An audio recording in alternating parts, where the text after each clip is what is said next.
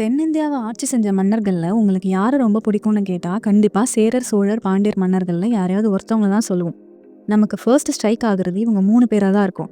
இவங்க 3 பேரையும் தாண்டி தான் மத்த மன்னர்கள பத்தியே யோசிப்போம். அப்படி ஒரு இடத்த செதுக்கிட்டு போனவங்க தான் இந்த சேரர், சோழர், பாண்டியர்.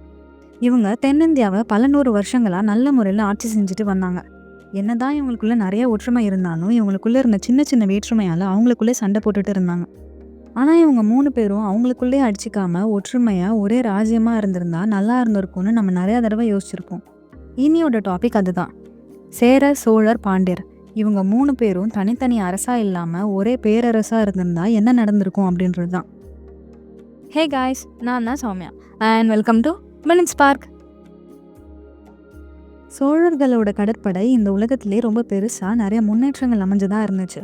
இவங்க 3 பேரும் ஒண்ணா இருந்திருந்தா கண்டிப்பா இந்திய பெருங்கடல் முழுக்க நம்ம ஆதிக்கத்தை செலுத்தியிருக்கலாம். முகலாயர்கள் நம்ம இந்தியாவை பிடிக்கணும்னு வந்தப்போ இவங்க 3 பேரும் ஒண்ணா இருந்திருந்தா கண்டிப்பா அவங்களுக்கு ரொம்ப பெரிய சவாலா இருந்திருக்கும். ஒருவேளை அவங்களால இந்தியாவை கைப்பற்ற முடியாமலே கூட போயிருக்கலாம். முகலாயர்களே இந்தியாக்குள்ள வரலைன்னா கண்டிப்பா பிரிட்டிஷ் ஈஸ்ட் இந்தியா கம்பெனியும் நம்ம நாட்டுக்குள்ள வந்திருக்காது.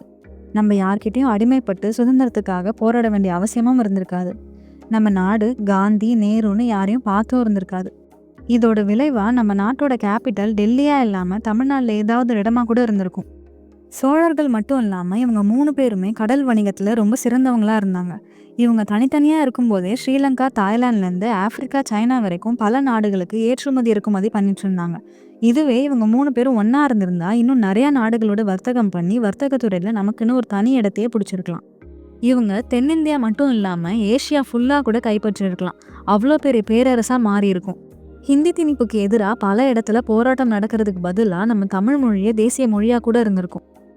நம்ம தமிழ் இலக்கியம், கலைகள், கலாச்சாரம்லாம் நல்லா வளர்ந்துருக்கும். பாதுகாக்கப்பட வேண்டிய பல இலக்கியங்கள் மறைக்கப்படாமலும் எரிக்கப்படாமலும் இருந்திருக்கும். மண்ணுக்குள்ள மறைஞ்சி போன நம்மளுடைய வரலாறு வெளியே கொண்டு வர்றதுக்கு மற்றவங்க கிட்ட அனுமதி கேட்டு நிற்கிறதுக்கு பதிலாக நம்மளுடைய வரலாறு மண்ணுக்குள்ள மூழ்காமலே இருந்திருக்கும். மற்ற நாட்டு மன்னர்கள் அவங்க வாழுற அரண்மனை காலம் கடந்து நிற்கணும்னு பார்த்து பார்த்து கட்டியிருப்பாங்க. ஆனால் நம்ம தமிழ் மன்னர்கள் பார்த்து பார்த்து கட்டினது எல்லாமே கோவில்களை தான். அப்படிப்பட்ட தமிழ் கோவில்களும் அதோட கட்டிடக்கலைகளும் உலகம் ஃபுல்லாக பரவி இருந்திருக்கும். நீர் சேகரிப்பு திட்டத்தில் இந்த உலகத்துக்கே ஒரு உதாரணமாக கூட இருந்திருக்கலாம். அணைகள், குளங்கள்னு அமைச்சு விவசாயம் ஒரு நல்ல நிலைமையில இருந்திருக்கும். இவங்களுக்குள்ள மோஸ்டா அவங்க ராஜ்யத்தை பெருசு பண்றதுக்காக தான் சண்டை வந்திருக்கு. பொதுவாக மற்ற மன்னர்கள் அவங்க ராஜ்யத்தை பெருசாக்க திருமணம்ன்ற வழியை பயன்படுத்தினாங்க. 2 நாட்டு மன்னர்கள் குடும்பத்தில் கல்யாணம் பண்ணிக்கிட்டா அது ஒரே மன்னர் கீழே வந்துடும். இவங்க அது மாதிரி ஒரு ஐடியாவை யூஸ் பண்ணியிருந்தா கூட ஒரே அரசா மாறிட்டா அவங்கள யார் பெரியவங்க அப்படின்றது ஒரு கேள்வியாக இருந்திருக்கலாம்.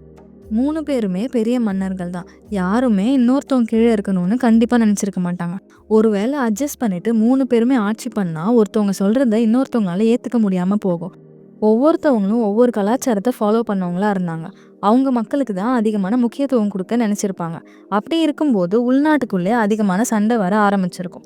வெளியேருந்து வர எதிரிகள் ஈஸியாக இவங்களை தோக்கடிச்சிட்டு போயிருந்திருப்பாங்க. இது மட்டும் இல்லாமல் இவங்க 3 பேருமே ஒவ்வொரு துறையில் பெரிய ஆளாக இருந்தவங்க தான். சேரர்கள் வணிகத்திலையும், சோழர்கள் கடற்படையிலையும், பாண்டியர்கள் கல்வியிலையும் பெரிய ஆளாக இருந்தாங்க. இவங்க 3 பேரும் ஒன்றா இருந்திருந்தா இதில் ஏதாவது ஒன்றுத்துக்கு தான் முக்கியத்துவம் கொடுத்துருப்பாங்க. இல்லை எதுவுமே வளர்ச்சி அடையாமல் கூட போயிருந்திருக்கும். நம்ம என்னதான் சொன்னாலும் இவங்க 3 பேரும் தனித்தனியாக இருக்கும்போது நல்ல ஆட்சியும் நிறைய நல்ல விஷயமும் பண்ணிட்டு போயிருக்காங்க. இவங்க 3 பேரும் ஒன்றா இருந்திருந்தா நம்ம தமிழ்நாடு உலகமே வியந்து பார்க்கக்கூடிய ஒரு இடத்துல இருந்திருக்குன்றதுல எந்த டவுட்டும் இல்லை.